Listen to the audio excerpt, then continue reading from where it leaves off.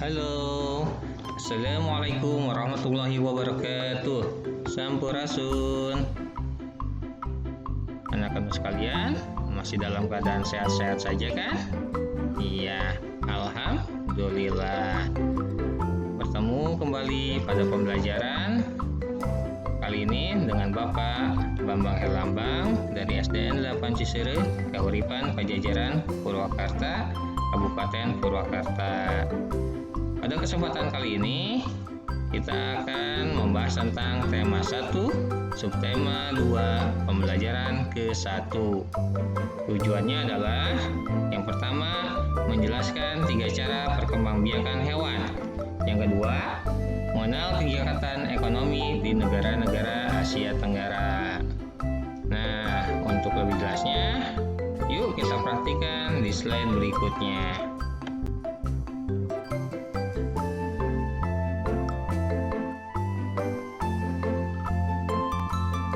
Negara-negara di Asia Tenggara memiliki berbagai jenis hewan. Biasanya dimanfaatkan sebagai bahan makanan, simbol negara, atau dijadikan binatang peliharaan. Yuk kita lihat beberapa hewan yang ada di negara Asia Tenggara. 1. Gajah putih. Dianggap suci oleh beberapa negara di Asia Tenggara seperti Myanmar, Kamboja, dan Thailand. Menjaga gajah putih adalah usaha yang sangat mahal karena pemiliknya harus menyediakan makanan khusus untuk gajah. Yang kedua, ada di Indonesia, yaitu ikan tuna. Ikan tuna adalah salah satu ikan yang paling banyak dicari di negara lain, seperti Jepang, Amerika Serikat, dan Uni Eropa. Yang ketiga, ada burung takur dahan, hidup di negara Malaysia. Hewan ini termasuk hewan yang dilindungi oleh negara.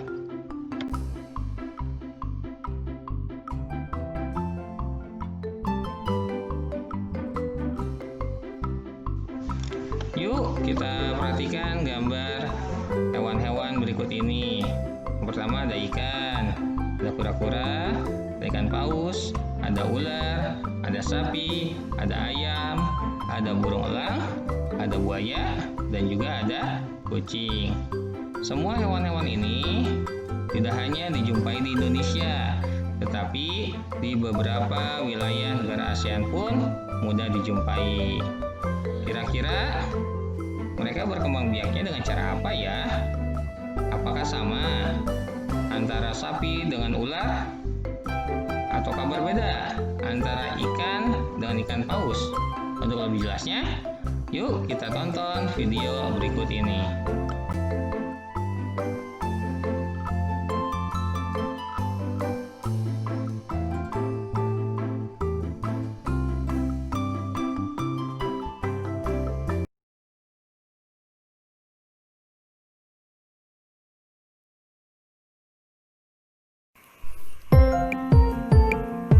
Assalamualaikum. Di video kali ini kita akan belajar tentang perkembangbiakan hewan. Hai, tahukah kamu hewan bisa berkembang biak dengan 2 cara loh? Hewan dapat berkembang biak dengan 2 cara, secara generatif dan secara vegetatif. Perkembangbiakan generatif dibedakan menjadi 3 macam.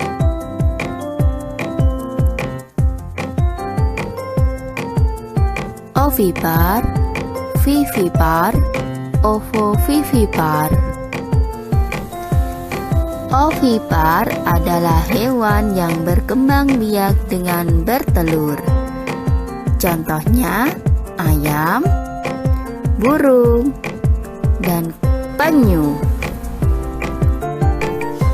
Vivipar adalah hewan yang berkembang biak dengan cara melahirkan.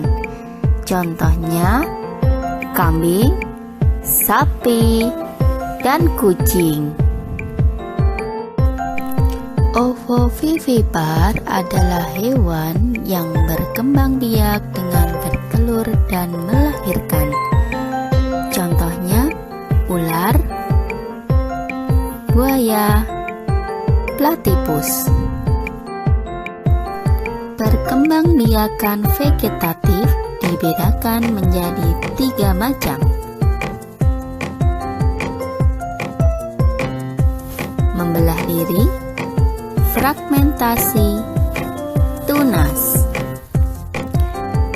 Perkembangbiakan dengan cara membelah diri antara lain terjadi pada amoeba.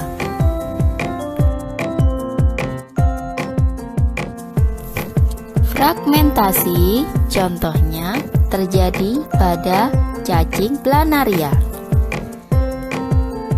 Coba kamu simak video cacing planaria yang sedang melakukan fragmentasi berikut ini. でも本当にすごいのはここからなんです。プラナリアの体を半分に切ってしまっても頭の部分はそれだけで生きていき、尻尾の部分もそれだけで生きていけるのです。でも本当にすごいのはここからなんです。ここからです。体を5つのパーツに分けバラバラに分けても5つの小さな体たちはそれぞれがそれぞれで生き続けていけるのです。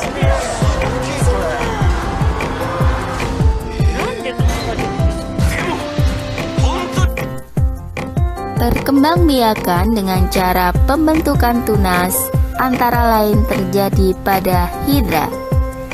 Coba kamu saksikan video berikut ini. Hidra memiliki tonjolan yang tumbuh menjadi tunas. Setelah cukup besar, tunas itu akan terlepas dari tubuh induknya, lalu tumbuh dan berkembang menjadi individu baru.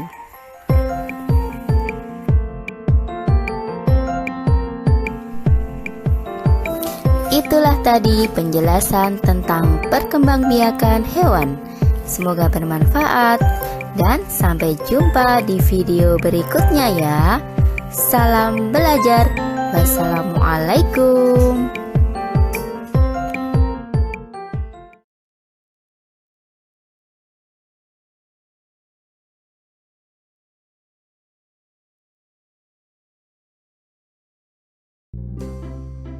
Setelah kita tadi mempelajari tentang jenis-jenis hewan yang ada di wilayah Asia Tenggara beserta cara perkembangbiakannya, yuk kita lihat kegiatan ekonomi di negara-negara Asia Tenggara.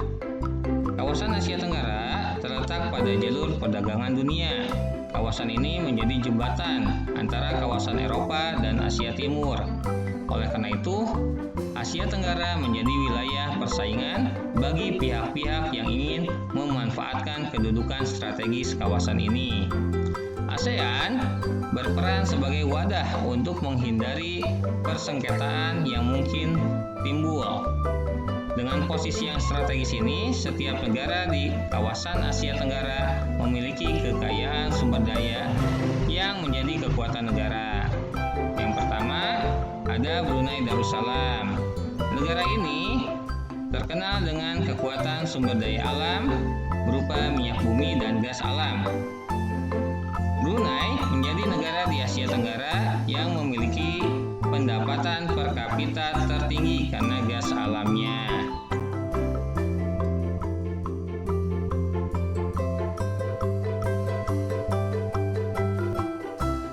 Negara kedua adalah Filipina.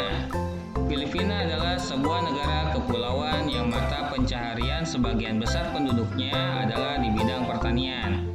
Filipina berhasil menjadi salah satu negara di dunia yang dapat membangun dan mengembangkan pertaniannya dengan baik. Beberapa produk unggulan hasil pertaniannya diekspor ke berbagai negara, seperti nanas, padi, kelapa, dan gula. Hasil pertanian ini juga menunjang perkembangan ekonomi negara ini. Negara yang ketiga adalah Indonesia. Sebagai negara kepulauan yang terbesar di kawasan ini, Indonesia memiliki ragam sumber daya alam yang sangat kaya. banyak hal yang dapat dikembangkan untuk memperkuat perkembangan ekonomi Indonesia. Saat ini, Indonesia mengekspor minyak dan gas bumi, tekstil, dan produk-produk dari kayu. Pertambangan menjadi salah satu pintu masuk para pengusaha mancanegara ke Indonesia.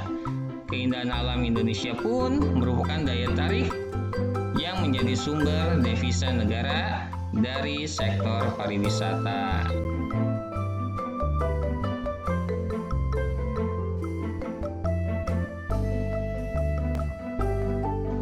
Negara yang keempat adalah Kamboja. Di Kamboja mengalir Sungai Mekong. Daerah di sekitar Sungai Mekong merupakan daerah yang subur. Mata pencarian Kamboja adalah pertanian. Hasil pertanian Kamboja yang besar adalah padi dan karet. Selanjutnya, negara kelima adalah Laos. Laos bertetangga dengan Kamboja. Negara ini dilewati oleh aliran Sungai Mekong juga. Sama seperti Kamboja, kegiatan pertanian banyak dilakukan di sepanjang aliran sungai ini. Sebagian besar hasil pertanian dinikmati oleh masyarakat Laos.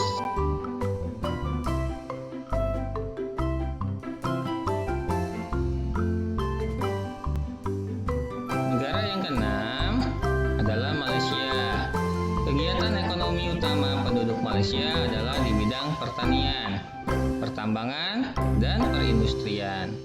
Perdagangan internasional merupakan salah satu kegiatan ekonomi Malaysia yang mengalami pertumbuhan tercepat. Peralatan elektronik, minyak, dan gas bumi diekspor ke negara lain. Produk dari kayu, minyak sawit, karet, tekstil, sepatu, dan bahan-bahan kimia diperdagangkan di dunia internasional. Selanjutnya, negara ketujuh adalah Myanmar.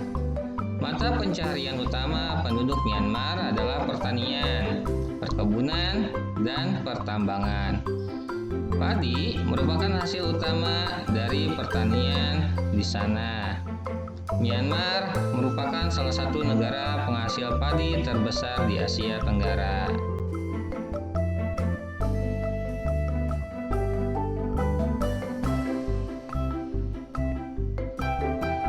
Negara yang kedelapan adalah Singapura. Singapura merupakan negara paling maju di kawasan ASEAN. Letak Singapura sangat strategis. Saat ini, Singapura menjadi negara transit teramai di Asia. Selanjutnya, negara ke-9 adalah Thailand. Thailand sering disebut sebagai lumbung padi Asia Tenggara. Padi memang merupakan hasil pertanian terbesar di negara ini. Selain itu, perkebunan, kehutanan, pertambangan, dan industri juga merupakan kegiatan ekonomi penduduk Thailand. Saat ini, penghasilan utama Thailand adalah sektor pariwisata. Keunikan bangunan dan budaya di Thailand menjadi daya tarik tersendiri bagi para wisatawan mancanegara.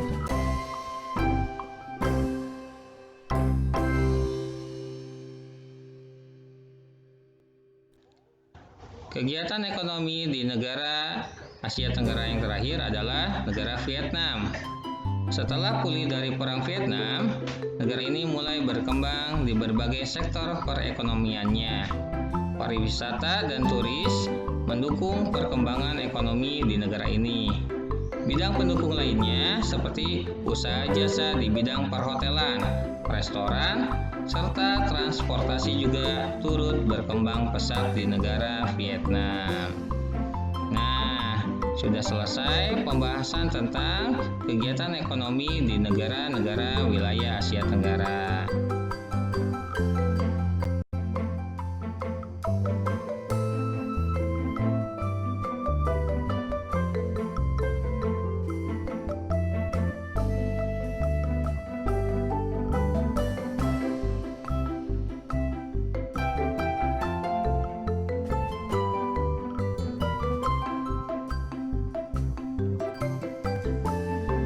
Alhamdulillahirrahmanirrahim, pembelajaran kali ini telah selesai. Mudah-mudahan sangat bermanfaat bagi anak-anakku sekalian. Ada pesan dari Bapak Mario Teguh. Pendidikan memang tidak menjamin sukses, tetapi tanpa pendidikan kehidupan ini menjadi lebih sulit. Akhir kata, Assalamualaikum